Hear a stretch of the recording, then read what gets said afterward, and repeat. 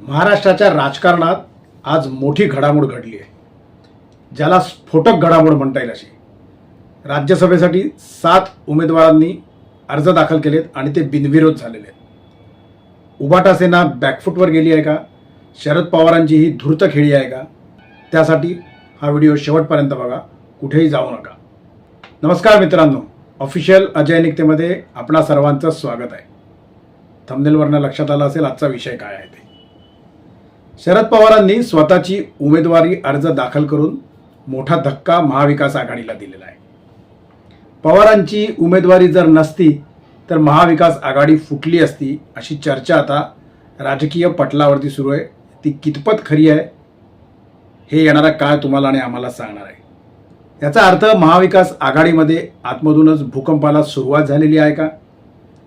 लक्षात घ्या मित्रांनो, महाराष्ट्राच्या राज्यसभेसाठी किंबहुना महाराष्ट्रातनं निवडून येणाऱ्या राज्यसभेच्या उमेदवारांसाठी 7 उमेदवारांनी आज अर्ज दाखल केलेले आहेत आणि ते बिनविरोध आहेत.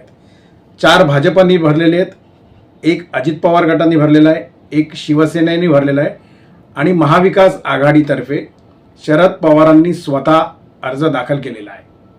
आणि या अर्ज दाखल करण्यामागचं कारण असं म्हटलं जातं की महाविकास आघाडी जर शरद पवारांनी फॉर्म भरला नसता तर फुटली असती, महाविकास आघाडीमध्ये उभी फूट पडली असती. याचा अर्थ असा होतो का, शरद पवार स्वतः मैदानात उतरून उभाटा सेनेच्या हातात त्यांनी बाठा दिलेला आहे?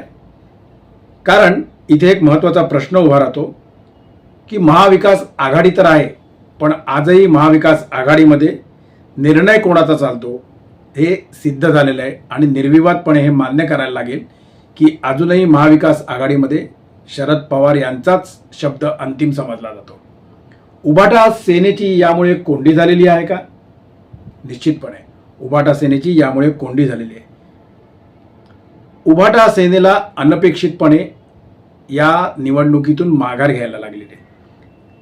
कारण काही दिवसांपूर्वीच मीडियासमोर येऊन उभाटा सेनेचे आदित्य ठाकरे यांनी असं सांगितलं होतं की ही जागा आमचीच आहे, राज्यसभेच्या जागेवरती फक्त आमचाच अधिकार आहे. मग आदित्य ठाकरेंना सपशेल तोंडावरती पाडण्याचं काम महाविकास आघाडीच्या नेत्यांनी का केलं असेल हे तुम्हाला आणि आम्हाला यातले करंट अंडरकरंट्स जर नीट समजून घेतले तर निश्चितच लक्षात येईल. राजकारणामध्ये उभाटा सेनेची ताकद कमी कमी पडत चालली आहे का अशी चर्चा आता या निमित्ताने व्हायला लागलेली आहे. पवार हे नेहमीच गेले 40-50 वर्ष ते राजकारणामध्ये असल्यापासून त्यांच्या धूर्त खेळीसाठी प्रसिद्ध आहेत आणि ही देखील त्यांची धूर्त खेळी आज महाराष्ट्राच्या लक्षात आलेली आहे. त्यांनी एक या निमित्ताने संदेश दिलेला आहे आणि तो असा की महाविकास आघाडीच्या राजकारणामध्ये शरद पवार यांचाच शब्द, यांचंच वाक्य प्रमाण मानलं जाईल. कोणी कितीही मोठ्या गमजा मारल्या तरी देखील जे शरद पवारांना करायचं असतं तेच शरद पवार करतात.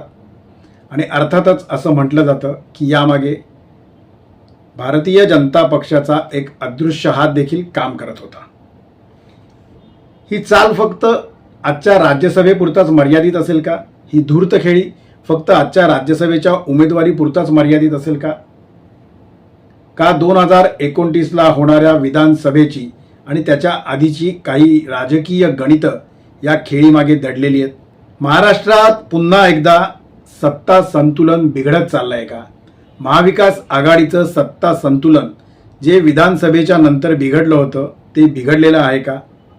महाविकास आघाडीमध्ये मोठ्या प्रमाणावरती जी दरी निर्माण झाली होती ती अजून अधिकाधिक वाढत चाललेली आहे का? आणि उभाटा सेनेला याच्यानंतर देखील काही राजकीय धक्के सहन करावे लागणार आहेत का? याचं कारण राजकारणामध्ये कोणीही कायमस्वरूपी मित्र नसतो, कोणीही कायमस्वरूपी शत्रू नसतो.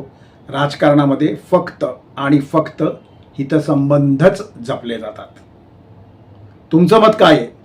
शरद पवारांची ही धूर्त खेळी याच्यानंतर देखील याच स्वरूपात चालू राहणार आहे का? उभाटा सेनेला बॅकफूटवर जाण्यामागे महाविकास आघाडीमध्ये काँग्रेस आणि राष्ट्रवादी काँग्रेस पडद्याआड एकत्र आली होती का? भारतीय जनता पक्षाने राष्ट्रवादी काँग्रेस शरद पवार गटाच्या नथीतून एक वेगळाच तीर उभाटा सेनेवरती सोडला आहे का? मित्रांनो, टॉपिक एकदम हॉट आहे. तुमचं मत कमेंटमध्ये नक्की मांडा. या आणि अशाच स्वरूपाच्या सखोल आणि परखड विश्लेषणासाठी ऑफिशियल अजय निकतेला लाईक करा, शेअर करा, सबस्क्राईब करा. बेल आयकॉन नक्की दाबा, म्हणजे नवनवीन व्हिडिओची नोटिफिकेशन्स तुम्हाला मिळत जातील. तोपर्यंत आपली रजा घेतो. धन्यवाद. जय महाराष्ट्र.